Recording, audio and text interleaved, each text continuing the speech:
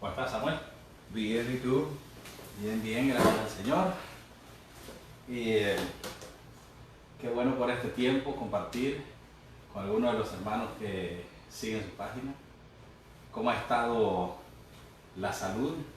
Bueno, yo quiero aprovechar la ocasión para decir a todos los que están viéndonos ahora y a los que no nos ven, pero que podrán enterarse de esto, agradecerles profundamente las muchas oraciones que han tenido en favor mío, de mi salud personal con mi problema de corazón y también de mi esposa Susana con su problema último de una operación quirúrgica grave que tuvo que hacerse de forma inmediata. Dios ha respondido a esas oraciones y Dios, que es el que sana cuando quiere sanar, es el que ha traído la sanidad a la vida de Susana y la mía. Gracias por vuestras oraciones. Qué bueno, se sienten fuertes entonces. Bueno, yo quisiera físicamente estar más fuerte aún, pero bueno, vamos caminando y yo tengo la convicción de que mientras haya ministerio que hacer, Dios te tiene para hacerlo y te da la fuerza necesaria para hacerlo. Cuando termina ese ministerio, Él te lleva a donde tiene que llevarte, que es el lugar de descanso con Él. Qué bueno, qué bueno. Nos alegra tenerles y la verdad que también algunos hermanos que nos están viendo ahora de distintas partes del mundo, Honduras, Bolivia, Chile, Argentina, Estados Unidos, Israel, España, no se puede quedar. Y yo creo que es importante que podamos tener una pequeña conversación sobre un tema tendencia que últimamente en el aspecto, en el mundo cristiano se escucha con frecuencia. Y muchos hermanos, a veces confundidos con el significado de ciertas expresiones, queremos ver cuál es su opinión y, sobre todas las cosas, cuál es la opinión de la Biblia sobre ese tema. No sé, me imagino que ha escuchado una famosa expresión, yo declaro. Y es común, le hago una pequeña historia, que tengo una vecina nueva. Cuando nos presentamos me dijo que era cristiana, yo me alegré porque qué cosa mejor que tener un vecino cristiano. Le estaba presentando a los demás vecinos y le dije que aquellos vecinos que estaban a su lado no eran cristianos. Su primera expresión fue, vamos a declararlos. Yo no supe qué contestarle, pero ¿qué significa o cuál es el trasfondo de esa expresión? Yo declaro. Bueno, declarar tiene varios sentidos, pero uno de ellos es, por ejemplo, contar algo que tú has visto. Te llama un juez y tú vas al juzgado y haces una declaración, que es lo que tú has visto de algo y lo manifiestas, lo pones de manifiesto. Pero el significado genérico que es ese, se convierte en un significado de mayor dimensión cuando declarar es expresar una determinación buscando o produciendo en esa declaración un resultado que es inamovible. Yo declaro que, y esto era una forma de hablar de autoridades importantes en el tiempo antiguo e incluso en el tiempo moderno. Hay una declaración de un presidente de gobierno cuya declaración trae un resultado, es que se va a hacer esto. Cuando en el mundo evangélico se habla de declarar, generalmente se está usando este sentido. Yo digo que tal cosa se va a hacer o se debe hacer o quiero que se haga y Dios tiene casi la obligación de atender a esa declaración mía, porque muchas veces la hago en su nombre. Eso es una cosa extremista, es un extremismo malo. Cuando vamos a la historia reciente, esas declaraciones comienzan casi siempre como consecuencia del movimiento, del avivamiento pentecostal ocurrido en Estados Unidos de la calle Escura, en donde comienza una especie de avivamiento con manifestaciones extraordinarias, según los que vivieron ese tiempo, extraordinarias del Espíritu, y de ahí en adelante comienza todo ese sistema. Declaro sanidad para fulano, declaro que fulano de tal va a encontrar trabajo, declaro que no sé qué, pero el único que puede declarar en ese sentido con cumplimiento exacto es Dios. yo no puedo declarar. Yo puedo declarar que Dios es todopoderoso, claro, porque lo veo en mi vida. Es una verdad bíblica. Es una verdad bíblica. Puedo declarar que la Biblia es verdad, porque es una verdad. Pero lo que yo no puedo es declarar aquello que no está bajo mi control. Y eso es el problema de las declaraciones del mundo llamado evangélico. Wow. Entonces, en ese sentido, hay otra palabra que se usa que va casi siempre acompañada de declarar, y es el término decretar. Por lo menos acá en Estados Unidos, cuando el presidente decreta algo, es una orden ejecutiva que debe cumplirse, puesto que él es la máxima autoridad en este país. ¿Cómo se usa ese término? Yo declaro y yo decreto. ¿Qué esperan las personas que están usando estos términos? Y casi siempre se usa en conjunto. Sí, a veces cuando usamos mucho una palabra como declarar, por ejemplo, va perdiendo un cierto énfasis o una marcada forma, y tenemos que buscar otra que sea todavía más impactante. De manera que a la declaración va esa otra palabra que tú acabas de expresar, de decretar. Esto, decretar, el único que puede decretar algo, porque es soberano, es Dios. Nadie más que Él decreta nada. Presidente de un país importante en el mundo puede decretar y producir una ley, pero solamente va a funcionar lo que Él decreta si Dios quiere. Por tanto, eso de decretar es todavía más grave aún que declarar. Ahora, el movimiento llamado evangélico en ese campo de declaraciones y demás cosas de estas tiene mucho que ver con un proceso de humanización que se está produciendo en el día de hoy, en donde el mensaje humanista, que no es un mensaje bíblico, es un mensaje en donde hay declaraciones, y una de ellas principalmente es esta: tú puedes. Y el hombre es el que puede. No Dios. No Dios. Dios viene a servir casi al hombre, porque tú has caído, pero tú puedes levantarte. Tú tienes un problema, pero tú puedes resolverlo. Y este humanismo desbordante se ha unido a todo el sistema de declaraciones y demás cosas, y ha traído y trae una consecuencia funesta. Se ha llegado a decir, hay un libro que lo pone de manifiesto, los que están acompañándonos a esta charla pueden buscar ese libro si quieren, no voy a decir el libro ni el autor. Esto, guardamos silencio de esto, claro. Pero hay un libro que dice concretamente esto. Primero, visualiza lo que tú quieres. O sea, tú hazte en tu mente lo que quieres. ¿Yo qué quiero? Pues quiero que esta persona sane. Visualiza. Segundo, cree que se va a producir. Y tercero, declara y se produce. Ahora tenemos Suena casi como un acto de magia. De magia. Y tenemos un serio problema. El problema es que yo declaro que fulano y tal se va a sanar, y resulta que no se sana. ¿Qué pasa? Claro, yo no voy a asumir mi culpa. Es decir, he declarado algo falso. Entonces asumo que no se cumple eso porque esa persona no tiene fe. Porque para que se sane tiene que haber fe en el individuo enfermo, no en lo que yo declaro. Por tanto, Dios podría, en ese sentido, declarar sanidad para una persona y frustrarse su declaración si la persona no cree. Esto es algo absurdo a todos los ojos. Por tanto, estamos en un campo enormemente complejo, enormemente delicado, y que trae unas consecuencias de un alcance tremendo. Wow. He escuchado eso bastante frecuente, que por falta de fe o porque hay algún pecado en tu vida, no se ha cumplido lo que hemos declarado. He escuchado famosos televangelistas que han decretado y declarado sanidad para algún deportista, y tiene que cumplirse, pero después veo la vida y la trayectoria de dicho deportista y no sucedió nada.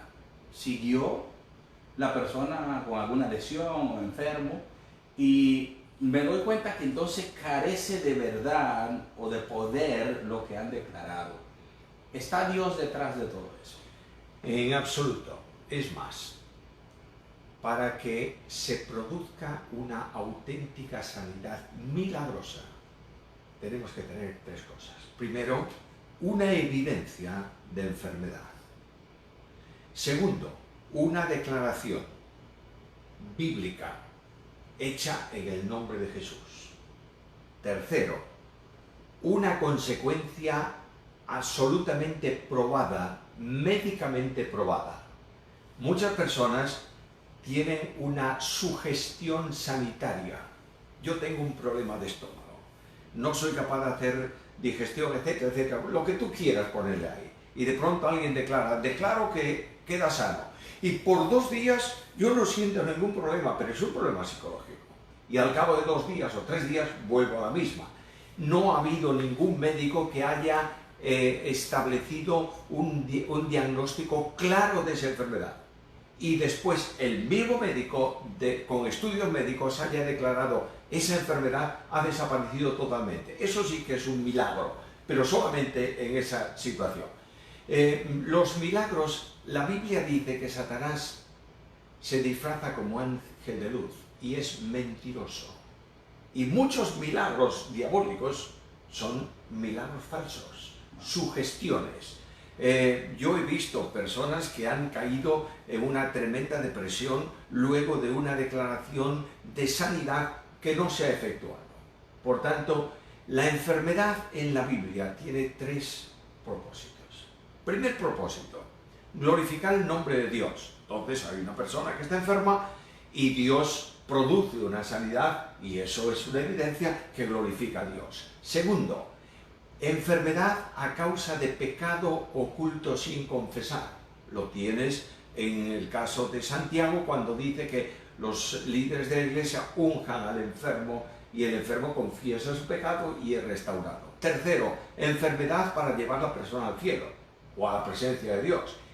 Esa, por mucho que tú pidas en ese sentido, no se va a producir, porque Dios ha determinado eso. En segundo lugar, la confesión delante de Dios de un pecado oculto trae una restauración espiritual y Dios puede sanar al enfermo en ese sentido. Y luego la de glorificar a Dios, que Él permite que eso se produzca para que se produzca también un milagro o un hecho especial en donde Dios interviene, como es el caso del ciego de nacimiento en tiempos de Cristo. Usted dijo algo muy importante y es el hecho de que las personas sufren de depresión después de darse cuenta que el milagro en realidad no ocurrió. Y de pronto esa persona termina sintiéndose culpable, puesto que pensará que hay algún pecado en su vida, cuando a lo mejor la persona ya ha confesado y ha sido perdonada. O que esta persona carece de fe y carece del conocimiento bíblico para entender lo que es la fe a profundidad, entonces queda frustrada. Quiero hacerle una pregunta porque quiero viajar en el tiempo. Mateo capítulo 8, el Señor Jesús sana a un leproso. Ese leproso vino ante Jesús y le dijo: Señor, si quieres, puedes. Muy sencillo me pareció. Y el Señor le dijo: quiero, sé sano. Escuché a alguien comentar sobre este milagro de Jesús y dijo: esto no era un dolor leve de espaldas, era una lepra incurable, una persona que estaba excluido de la sociedad. Y esta persona no vino a pedir nada, solo vino a reconocer la deidad de Cristo y a reconocer su poder al decir: tú puedes, y a someterse a su voluntad, si tú quieres. ¿Por qué Jesús actuó si Él no pidió nada? Él no pide nada, se somete a Dios, reconoce que su enfermedad es superior a sus posibilidades y a la posibilidad de la sociedad, pero sabe que el Dios de los milagros, que es Cristo, puede sanar su enfermedad. De modo que él viene al Señor y le dice, primeramente, Señor. Reconoce algo más que un profeta, porque esa palabra Señor era la palabra que los judíos utilizaban habitualmente para traducir el nombre sagrado de Jehová y no mencionarlo. Impronunciable. Entonces ellos utilizaban Señor. Viene a Cristo y le dice, Señor, reconozco que tú eres Dios, y si no tanto como Dios, por lo menos reconozco que tú eres soberano. Segunda cosa, yo sé que tú tienes poder.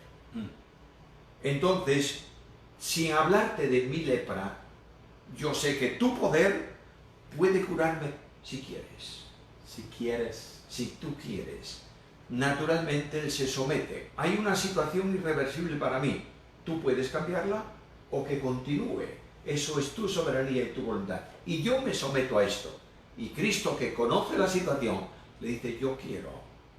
Se limpio. Y automáticamente cura su enfermedad.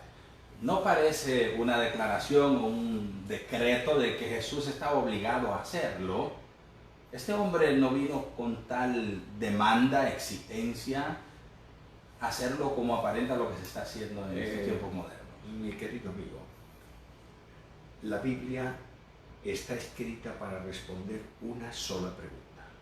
¿Quién es el soberano? Y el soberano es Dios. Cuando yo utilice algo en el nombre de Dios, tengo que estar en consonancia con Dios y saber que Dios desea eso. Solamente un discernimiento espiritual elevado permite eso. ¿Por qué Cristo lo hacía? Porque Cristo es Dios. Y porque Cristo está en sintonía con Dios y Cristo sabe qué cosa tiene que hacer. Cuando una persona va a pedir algo, a invocar algo, tiene que orar como oraba la iglesia primitiva. La iglesia primitiva viene a la presencia de Dios, no pide nada, no pide que se vaya la persecución, no pide que los enemigos sean destruidos, dice solamente una cosa, Señor, tú eres soberano. Y tú has dicho algo, predicad el Evangelio. Nosotros te pedimos solo una cosa, que prediquemos tu palabra con denuedo, mientras tú haces las señales que tú quieras, no nosotros. Y cuando esto se produce, el lugar donde están congregados tiembla, todos son llenos del Espíritu Santo y no hay ninguno que decrete nada. Simplemente dice Lucas, predicaban la palabra con denuedo, porque habían orado conforme a la voluntad de Dios. Qué maravilloso. Hay otra expresión. Yo ato a Satanás. ¿Es esto bíblico? Eso es arrogancia pura. Dígalo quien lo diga.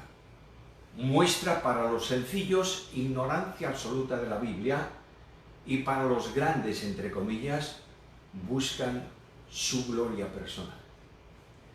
La Biblia es muy clara cuando habla de Satanás y de los demonios. Y cuando traslada esto a la cruz de Cristo, el apóstol Pablo en la carta a los Efesios dice que él, y en Colosenses dice que él venció sobre principados y potestades exhibiéndolos en pública vergüenza en la cruz. Luego, Satanás está derrotado. Y los demonios están derrotados. Ahora alguien me dice, pero está actuando. Bueno, naturalmente está actuando porque Dios permite que actúe conforme al propósito que Él tiene para este tiempo y para el futuro. Pero está atado. Ahora, un creyente cree. ¿Y qué ocurre? El creyente que cree es sacado del poder de las tinieblas y trasladado al reino de su amado Hijo, de Jesucristo. Sale del poder de Satanás y es pasado al poder de Cristo, en un terreno de victoria que Cristo alcanzó para él. Luego vamos a la carta a los Efesios, en el capítulo 6, y encontramos que no soy yo el que tengo que ir a pelearme con Satanás. Es Satanás quien viene a pelearse conmigo. No soy yo que tengo que pisar en la cabeza a los demonios. Son los demonios que vienen a pelear conmigo. Y la Biblia no manda en ningún lugar que yo vaya a encontrarme y a luchar con Satanás. A enfrentarme, sino mantenerme en el terreno de victoria que Dios me ha puesto. Y Satanás viene, pero yo utilizo la espada del Espíritu, que es la palabra. Yo utilizo el poder del Espíritu, que es la oración.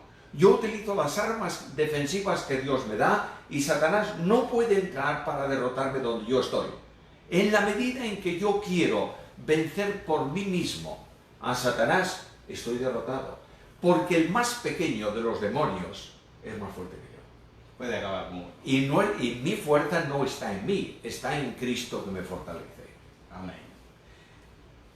Podemos sustentar toda esta nueva ola de expresiones únicas con la Biblia. Los apóstoles y el Señor Jesús y profetas anteriores y sacerdotes, las personas que Dios usó para llevar al mundo su palabra, usaron esta expresión.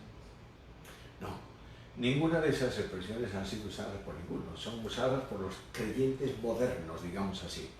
Primera cosa que debemos entender bien, yo soy apóstol. ¿Apóstol de qué? Bueno, un apóstol, si tú dices, es que apóstol significa enviado y a mí me envió la iglesia mía para predicar el evangelio en la esquina de la calle tal. Bueno, utiliza otra palabra si te parece bien, porque eso lleva a confusión, di que tú eres el enviado, el misionero, lo que tú quieras.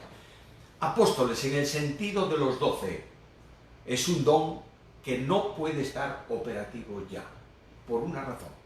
Porque el colegio apostólico está formado por decisión de Cristo por 12 personas, incluyendo a Matías dentro de ella, y un apóstol que él selecciona de forma especial para enviar a los gentiles, que es el apóstol Pablo. Esos apóstoles están colocados para hacer dos cosas. Una, actuando en el nombre de Jesús, establecer la base doctrinal de la iglesia. Y eso en Efesios dice que la iglesia se sustenta sobre apóstoles y profetas, no sobre las personas, sino sobre lo que ellos enseñan. Y los apóstoles los 12 Pablo tenían una autoridad única. Eran delegados de Cristo, enviados por Cristo con su autoridad para establecer las bases de fe de la iglesia, y así lo hicieron. Segundo, porque los apóstoles y profetas, en el sentido primario de la palabra, son dados para escribir la Biblia.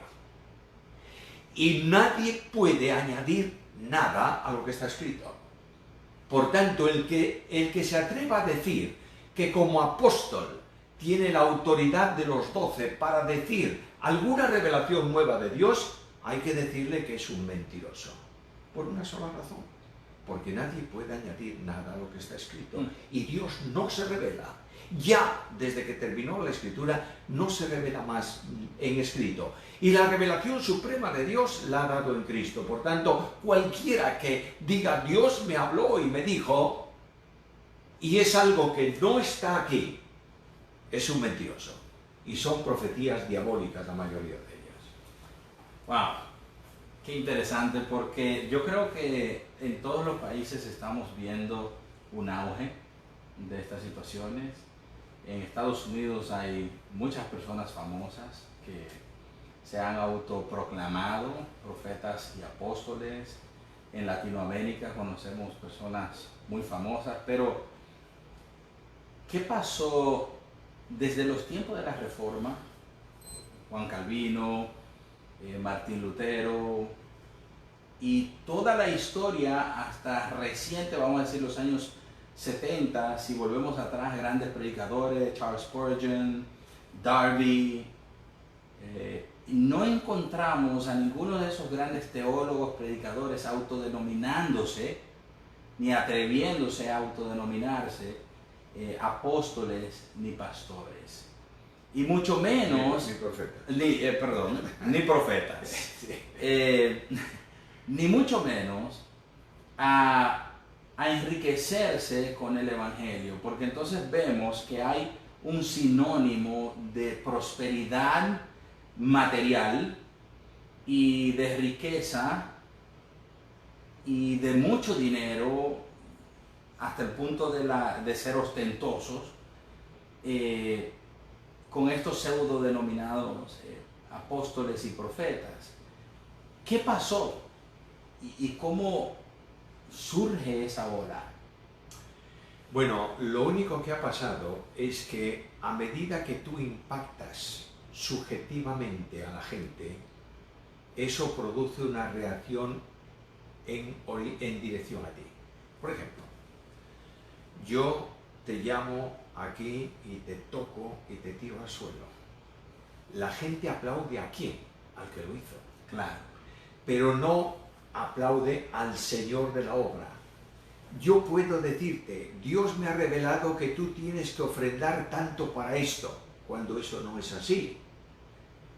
Y esas ofrendas que se producen en base a lo que yo digo, por ejemplo, a la prosperidad. Tú ofrenda tanto que vas a tener cuánto. Todo eso, esas ofrendas vienen a repercutir en beneficio del que las promueve. Los apóstoles, el ejemplo de Pablo es muy claro. Yo he padecido hambre, necesidad, golpes, insomnio, etc. No está viviendo bien Pablo y es el apóstol. No anda un jet privado. No, exacto. Pero en nuestros días hay multimillonarios cuya masa de dinero ha nacido del engaño producido a los creyentes sencillos que escuchan sus palabras y obedecen su autoridad. Por tanto, esto del enriquecimiento, de la prosperidad y todo esto contradice algo esencial en la Biblia. Jesús dijo, como me han tratado a mí, así os tratará a vosotros. Y Jesús no habló de bonanza.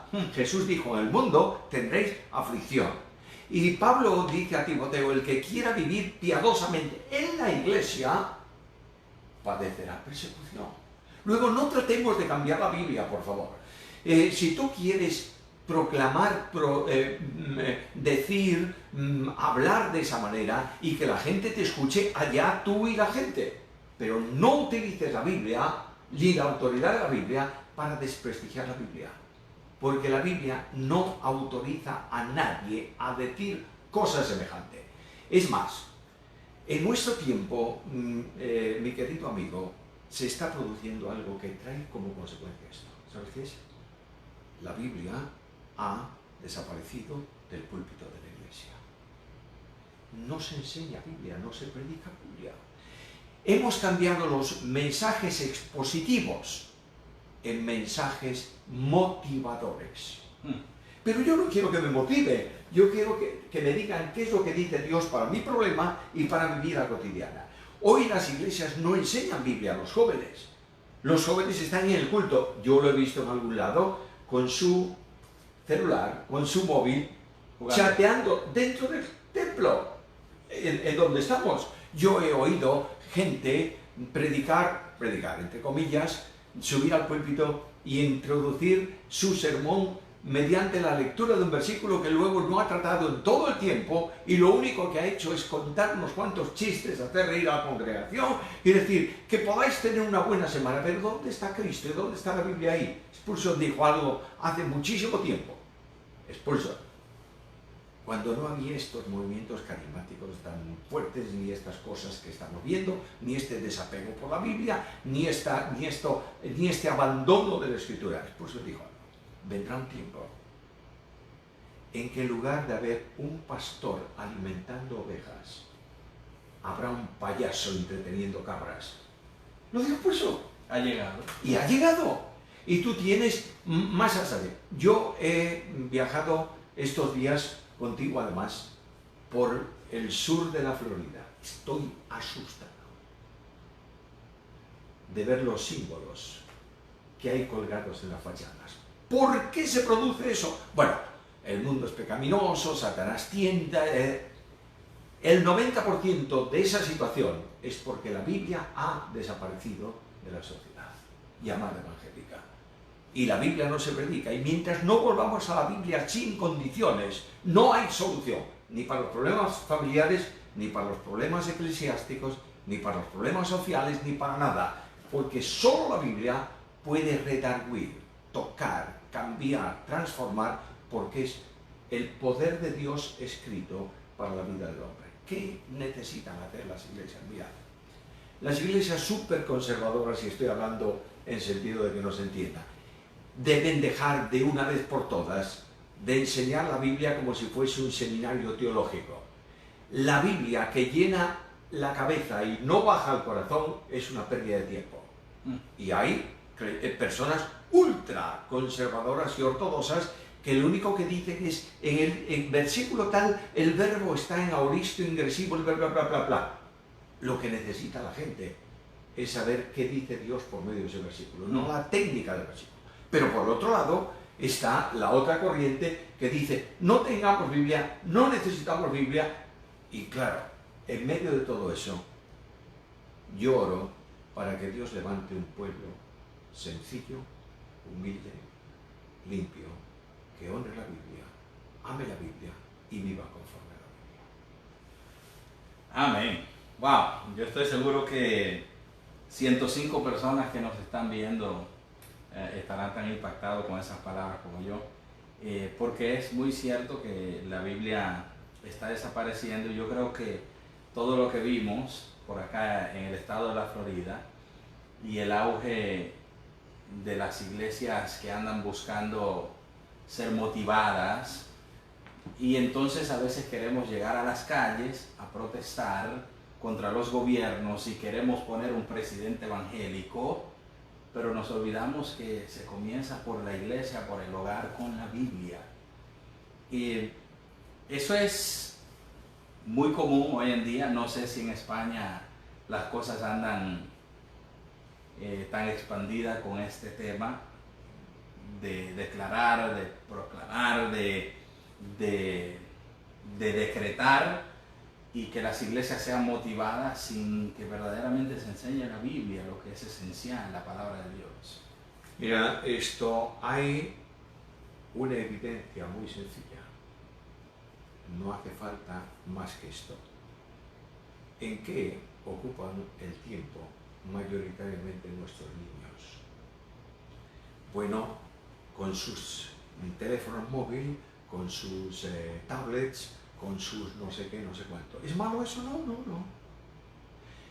Es que le voy a prohibir a mi hijo que use el teléfono. No, hombre, no digas eso, porque eso es absurdo. Pero el niño está viendo un dibujo de estos de superhéroes, el Superman, el Spider-Man, no sé lo qué. Y está ahí. ¡Qué barbaridad! ¡Qué fuerza tiene! ¡Qué valor tiene! No le digas que no lo vea.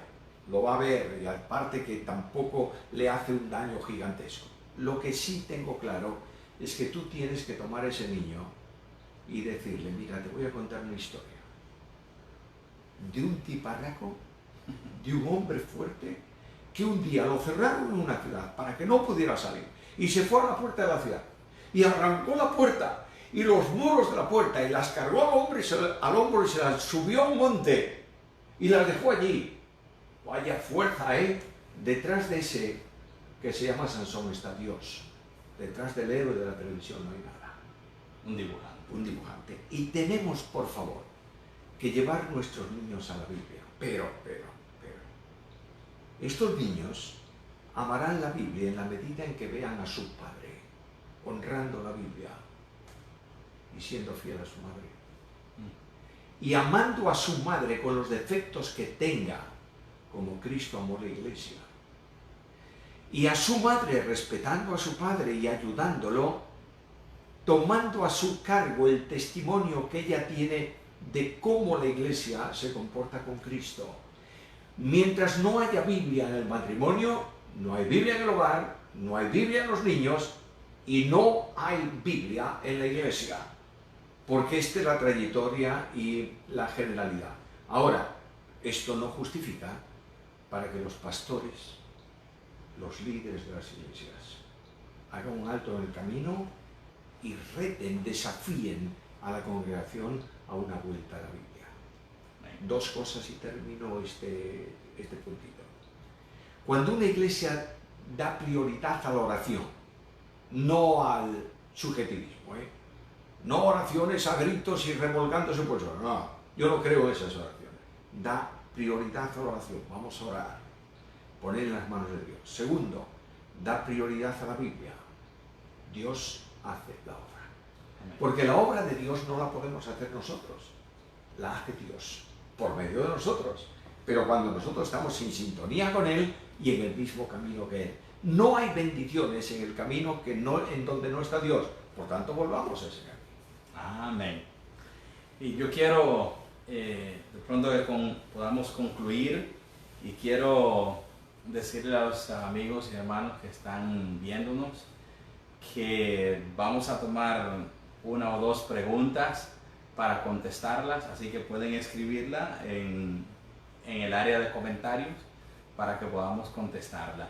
Pero mientras algunas personas pueden hacer algunas preguntas, yo quiero preguntarle cómo debemos, vamos a decir, en la iglesia, los cristianos, responder ante este auge o a personas que quieren tratar de imponernos esto como una verdad. Yo declaro, yo decreto, yo ato. Es como si tomáramos a Dios por el cuello y lo arrinconamos. Ahora tienes que hacer lo que yo estoy pidiendo. Tienes que someterte a mi voluntad y a lo que demando. ¿Cómo nosotros podemos contestar a personas que quieren tratar de enseñarnos o imponernos, o que a veces quieren tratar de traer eso a la iglesia como si fuera algo bíblico, alguna doctrina? En este tiempo de conversación yo he sido muy enfático en ciertas cosas concretas. La iglesia no necesita que se le enseñe a responder a estas personas. La iglesia lo que necesita es conocer la Biblia. La doctrina no hay que defenderla, hay que predicarla. Y cuando tú predicas la Biblia, la gente asimila la Biblia, conoce la Biblia y responde en su vida y con a las personas que sea conforme a la Biblia. A mí no me preocupa lo más mínimo que jóvenes de la iglesia donde yo me congrego, donde estoy en el pastorado, esto no me preocupa lo más mínimo que un día se vayan a escuchar un show o a ver un show de este tipo del que he hablado, porque sé que conocen Biblia y saben dónde está. Entonces, mantengamos la Biblia, por favor, volvamos a la Biblia, hagamos firme manifestación de la verdad, enseñemos la doctrina a la congregación, no entretengamos a la iglesia con cosas secundarias y estos problemas dejarán de estar en las congregaciones en donde la Biblia está presente y se honra. Bien, Samuel, gracias. Tenemos una pregunta, no sabemos de dónde nos escriben, me gustaría saber de dónde nos escriben, pero la pregunta es: ¿cómo entender las palabras del Señor Jesús cuando habla de atar y desatar? Muy bien, estamos hablando de Mateo capítulo 16 y estamos hablando de un contexto de disciplina. No saquemos el versículo del contexto para convertirlo en un pretexto. Por tanto, lo que está diciendo ahí es, cuando los líderes actualizando el texto, trayéndolo al contexto actual, de una iglesia, tienen que resolver sobre un asunto de disciplina, lo que ellos acuerdan conforme a la Biblia es atado en el cielo o atado en la tierra, o desatado en el cielo o desatado en la tierra. Pero no puedo yo atar a nadie que está atado. Es que es un absurdo. Por tanto, quien ató al enemigo mío, a Satanás en la cruz, ha sido Cristo. Yo no tengo que atar ni puedo atar nada porque lo hizo Él. Muy bien. Hay algunos hermanos que hacen unas preguntas que son sobre otro tema que vamos a estar tratando en vivo, y se trata de la ideología de género. Sabemos que ese es el otro tema que está abrumando todo el planeta Tierra, y pudimos palparlo nosotros con nuestros propios ojos, pudimos verlo, pero tendremos una sesión donde hablaremos un poco sobre ese tema. Hay una pregunta que dice: ¿cuáles argumentos bíblicos tenemos para la terminación de los dones apostólicos? Nadie puede hablar de terminación de dones porque el único que puede decir que han terminado es el que lo da, que es el Espíritu Santo. Pero los dones apostólicos, como apóstoles y profetas en el primer nivel de profecía, son dados para algo concreto. Cumplido ese cometido, ya no se dan más, porque ya se ha cumplido. Por tanto, Cristo le dice a los apóstoles, id y haced discípulos enseñándoles que guarden todo lo que os he mandado. Ellos vienen a la iglesia, establecen todo lo que Cristo ha mandado. Las epístolas de los apóstoles no son invento de los apóstoles, sino el desarrollo del pensamiento de Jesús.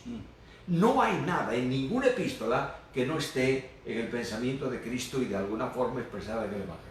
Terminada esa misión, el don deja de ser operativo, porque nadie puede añadir nada a la escritura bíblica y nadie puede actuar con la autoridad de Cristo, porque primeramente, para ser apóstol de Cristo, tenía que haber visto a Cristo, ser enseñado por Cristo. ¿Hay posibilidad de esto hoy? No. Por tanto, no hay efectividad, operatividad. Yo no digo, a veces oigo, es que este don no está vigente. No digas no está vigente, porque tú no puedes decir que está vigente o no, que no lo has dado, pero no está operativo, y se ve que no está operativo. La mayor parte de los dones no están operativos hoy. No quiero decir que no existan, y que no funcionen. Desde Long Beach, California, nos preguntan, ¿cómo cree usted que la iglesia de hoy, muy buena pregunta, será recordada en 50 años? La iglesia de hoy va a ser recordada en 50 años exactamente igual que fue a lo largo de la historia. No hay una iglesia pasada del pasado que sea mejor que la del presente. Y alguien se va a asustar de esto. Yo puedo hablarles de una iglesia en donde hay 4 grupos divisionarios dentro de ella, donde hay una práctica de dones llamados carismáticos abrumadora, a los que el apóstol tiene que decir, si alguien entra de afuera y ve lo que estáis haciendo, dirá que están locos. En donde hay una corrupción moral tan tremenda que dice que hay fornicación que no se conoce ni en el mundo de los gentiles. Y a esta iglesia Pablo le llama a los santos en Cristo Jesús. Estoy hablando de la iglesia de Corinto. Ahora, en nuestro tiempo, la iglesia puede pasar a la historia como la iglesia de la debilidad, porque estamos cediendo terreno.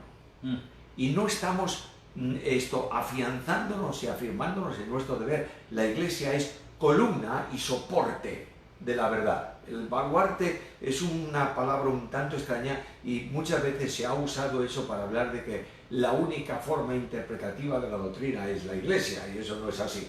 Ahora, la iglesia debiera pasar o va a pasar de esta manera, de una iglesia débil, pero yo creo en que Dios puede levantar una iglesia poderosa. Amén. Y vamos a orar para eso. Amén.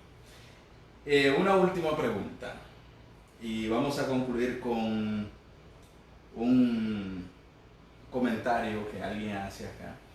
Pero esta pregunta dice, ¿cómo resistir al diablo según lo dice la palabra de Dios? ¿Le puedo hablar a Satanás reprendiéndolo? Hay un libro pero muy interesante, lo recomiendo 100%. Ya el autor está con el Señor, por tanto menciono su nombre, de Dwight Pentecost. Y ese libro se llama Vuestro adversario el diablo. Busquen ese libro y léanlo.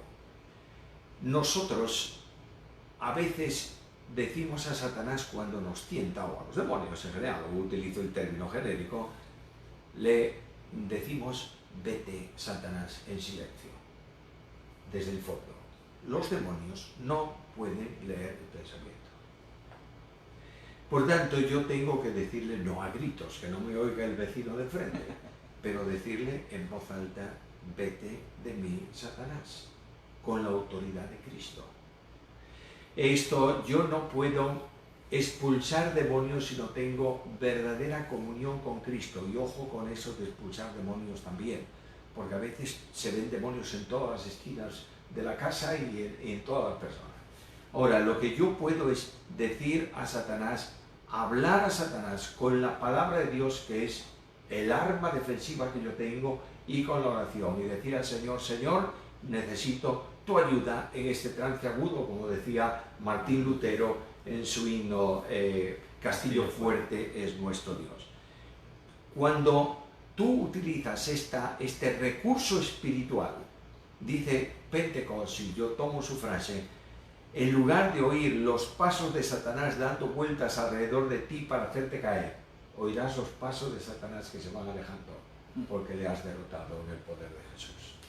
Amén, amén. Y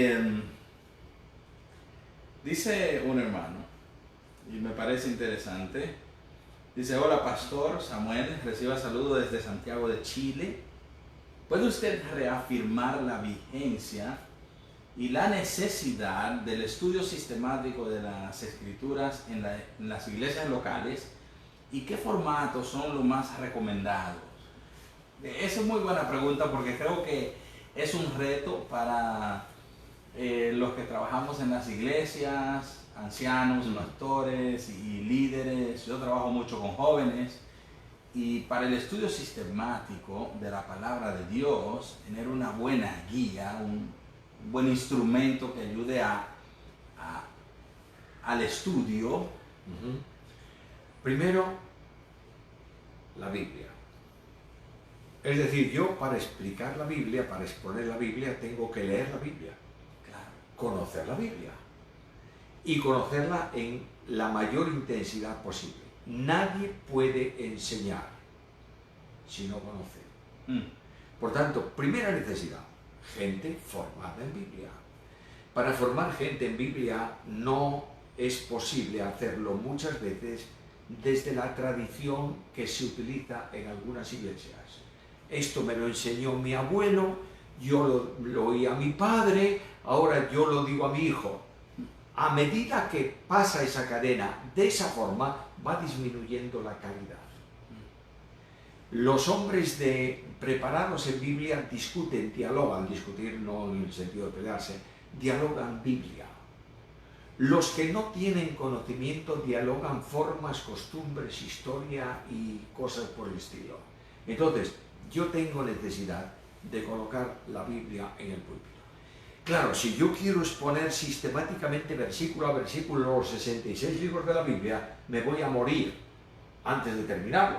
Y la congregación pues sabrá a lo mejor algo de Génesis y no sabrá nada de Apocalipsis. Bueno, estoy exagerando un poco la cosa. Pero hay una forma de predicar la Biblia sistemáticamente sin trabajar tanto el texto en sí, sino dar el contenido del pasaje y desafiar a la gente para que durante la semana lo lea, lo medite.